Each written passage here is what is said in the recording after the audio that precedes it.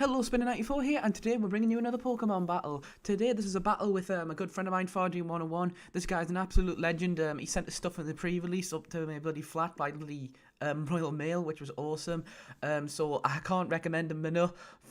He's got a Pokemon channel. I will link it down below. Go check him out. Tell him Spinner94 sent you. Seriously, this guy needs a lot more subs. Let's try and get him up to 70 or something like that. Says if you like my content, you'll like his. Go check him out. Anyway, let's jump into this battle and see how it all pans out.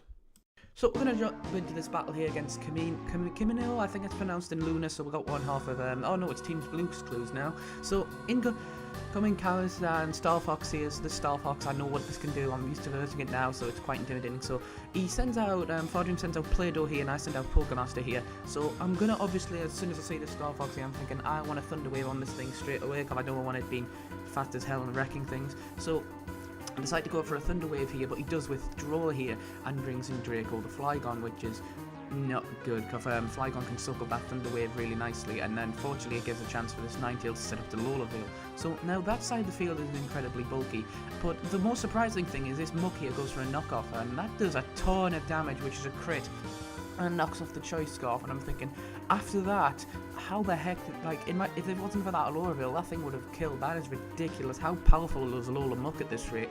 I know Alola's Muck's good because I've used it a couple of times, but I didn't know it could hit a Flygon that hard. That really surprised me right there. So this Ninetales is going to go for a Protect here, as the Muck is also going to go for said Protect as well. So everyone's making sure we don't die out here, but unfortunately I'm going to have to take an Earthquake here. At least it's not a Life Orb one or anything like that. I'm wondering if this is an Adamant one or a Timid one. I'm not a Timid one, a Jolly one. I'm not quite sure on that. So I take quite a bit of damage here, but I'm able to rub that off. I go for a Psychic here, so I managed to take out Draco here, so that's one shiny Flygon down. Pokemaster always putting in work, which is great to see. I get hit by Hail, which is not the best, obviously, because this is not looking grand for me with all that Hail. So we've got a Ninetales on this side of the field, so between the Ninetales, the Alola Veil and stuff like that, we're going to be getting chipped down really. So in comes Minun, get that shit off my stream. So it's quite difficult to do. This Minun, well, not difficult to deal with Troll there, but it can be Troll, you know, Nuzzle, Helping Hand, all that stuff. So I do take a Freeze Dry here. I do go for a Psychic, which is another critical hit on our side of the field. Luna is getting crit a lot in this match. It's absolutely unbelievable. So Luna decided to go for the Gigavolt here on a Minun, which is you know, an interesting one. No lefties or anything like that. So this is like the pure power attack one, which always seems to do a ton of damage. Every time this thing is used, it seems to pick up a kill. So hits Pokemaster here. So down goes Pokemaster. That is not the best. Pokemaster did his thing. Back to the litter box for you. So.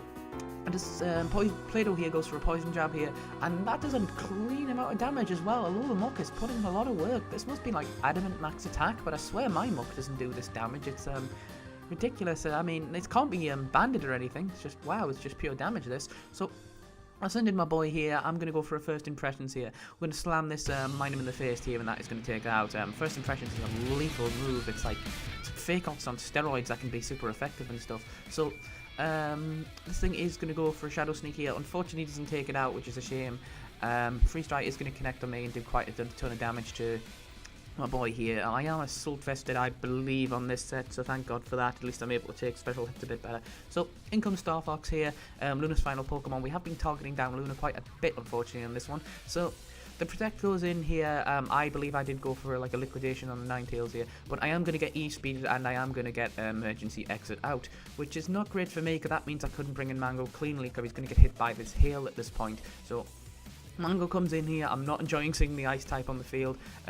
Knockoff A is going to connect from the Star Fox here, and it is going to activate. It's Justified, so ooh, bit of a misplay there. That's not the best.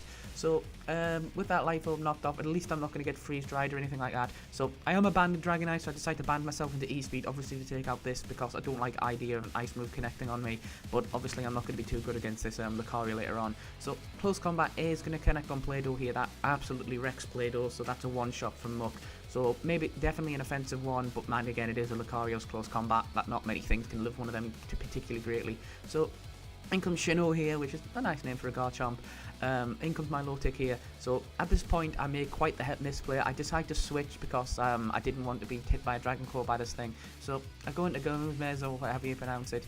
Stone Edge is going to connect on me and unfortunately kill me. I'm like, oh yeah, this thing can get rock moves as well. So that was a bit of a miss on my part, as a Close Combat is going to connect on I'll run here and bring it down to 2 HP. My god, that's how powerful Lucario's close combat is. Then my low tick was just able to take that. So super effective on Garchomp, 4 times weakness. You'd think it would do a little bit more than that, but by the time it spaces out, maybe Assault Vested.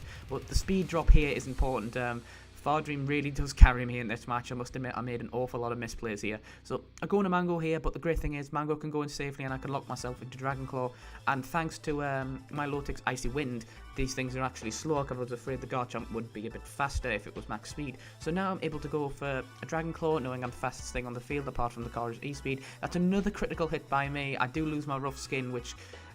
lose my multi-scale to Rough Skin, which does kind of suck. So Alola Veil is going to get out of here, as this Dunce Eye is going to come in. So Dunce Eye is hanging around here. I'm not quite sure what this thing is going to do. So Falco comes in here, which is an awesome Pokemon. I really want one of these things for myself, as I'm going to go for a Dragon Claw on this Lucario. It does manage to kill. I was wondering if it was not very effective, but again, Lucario not the most bulky Pokemon here, as this thing is going to go for a Swords Dance here. So unfortunately gets a little bit greedy. It's a bit too slow to be getting greedy at this point, as Flamethrower is going to connect on it, and it is nearly going to kill it. Surprised it doesn't actually. I think Falco's actually got some decent special defense or something like that.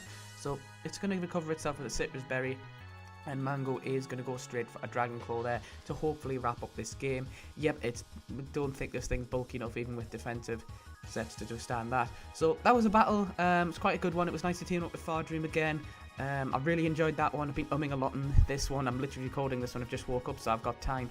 So I hope you all enjoyed this battle. Remember to like, share, subscribe, all that good stuff. Check out Fardream's channel. He well deserves it, and hopefully we'll all see you in the next one.